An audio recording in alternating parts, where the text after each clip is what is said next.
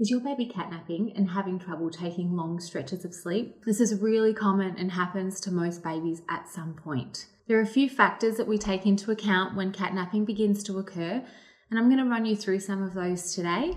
You may know about awake times, your baby may even be self-settling already, but why are they still catnapping? Today, I'm going to be answering your question, how do I set up a good sleep environment for my baby? Hi, I'm Ebony, one of the sleep experts at Little Ones and mother to two beautiful children. We're certified sleep consultants and have helped over 200,000 families overcome sleep challenges just like yours. We also offer a comprehensive sleep program to help you and your family with some wonderful sleep for years to come. You'll find the link to our website just below in the description here. Sleep environment. It seems so simple, but it really can lay the foundations for great sleep. There's a few key points that we would look at to help set up a really positive environment. First, we start with a dark room. Next, we look at white noise. Then we would look at temperature, heating, cooling, just finding that right spot for our little one. And of course, sleeping bag and swaddle. Let's start with a dark room. Making your baby's room as dark as possible is really going to set the tone for sleep in a couple of ways. When we enter a dark room as adults, it helps us to switch off. Babies are the same, it's no different. So if we can make that room as dark as possible, it's really going to get things started on the right foot. How dark is dark? Essentially as dark as possible.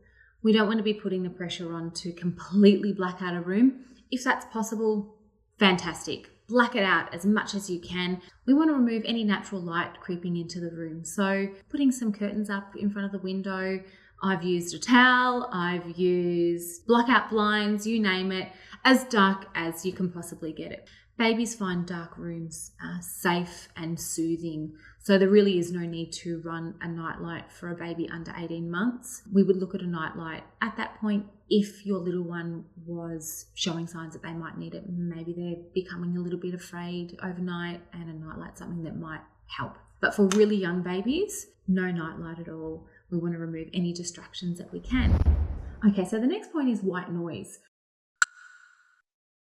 This is a completely personal choice. We really encourage white noise for a couple of reasons.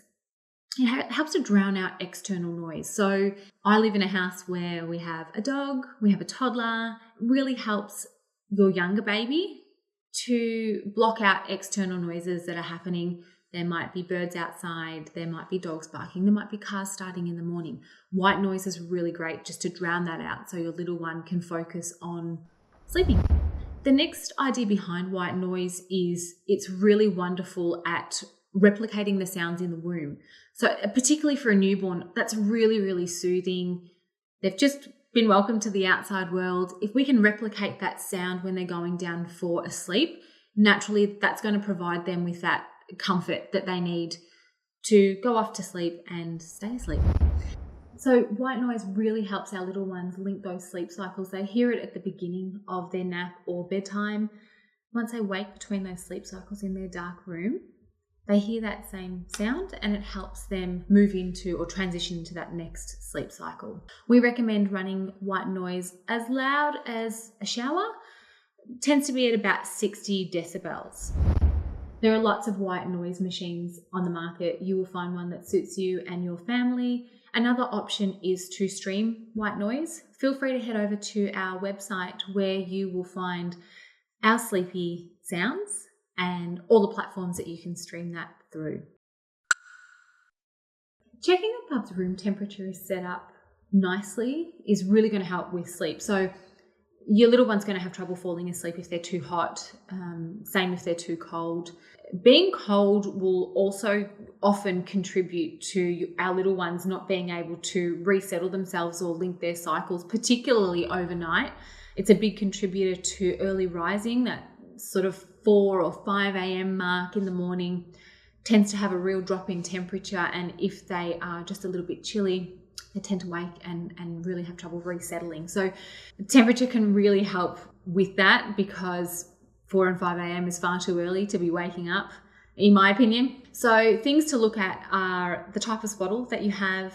There are ones on the market that provide a TOG rating. So that will give you a guide on what your little one should wear underneath their sleeping bag or swaddle, depending on the temperature that your room generally sits around. So they're fantastic, highly recommend. I just wanted to touch on swaddles and sleeping bags, even though they're not, I guess, part of a room environment as such. They do play quite a bit of a role in that sleep environment and keeping our little ones asleep, or helping them to settle off to sleep or link those sleep cycles. So for small babies, little babies under 5 or 6 months, or before they're rolling, we really want to have a great swaddle to keep them feeling snug and secure, and to really keep that startle reflex at bay that tends to startle them awake between sleep cycles, or even before a sleep cycle's finished. In young babies swaddling, once they have moved away from a swaddle, they're rolling, or their startle reflex has really calmed down, and we move to a sleeping bag. Again, even though it's not part of the sleep environment as such, it's a really positive sleep association for our little ones. The more and more we do it, the more they begin to associate that sleeping bag with sleep. So you'll begin to find that you begin your process of getting your little one ready, winding down, it's nap time, you pop that sleeping bag on, and your little one knows, right, it's time for sleep now. We're starting that process. I know what's coming. It's familiar. They're helpful all the way through till toddlerhood. My son wore a sleeping bag right up until he moved into his bed, and he was over 3.5 when that happened. So they're a wonderful sleep association. Yes, they keep them warm, which is really important, but they've got other benefits as well. So lastly, I wanted to touch a little bit on safe sleep.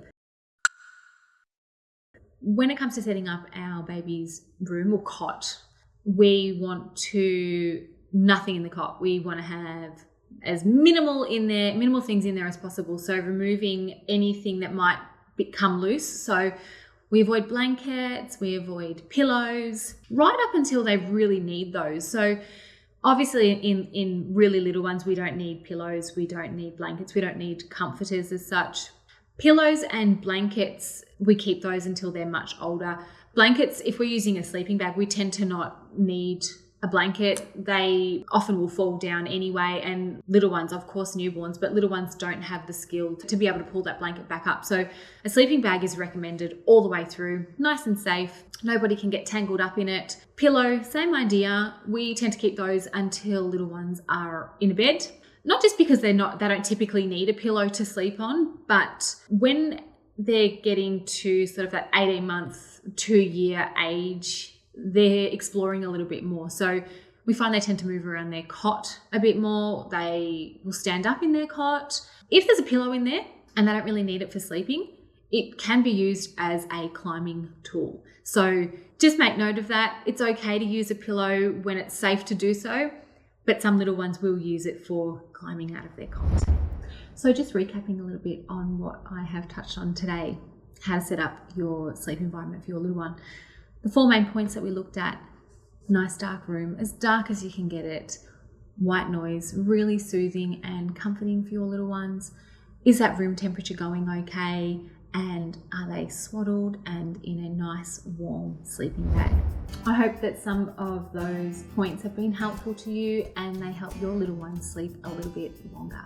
If you liked today's video, please feel free to subscribe to our channel. If you are wanting some support and guidance on your baby or toddler's sleep for years to come, please pop over to our website and you will find our comprehensive sleep program. And if you have any questions at all on today's topic, please feel free to pop a comment below. We'd really love to help.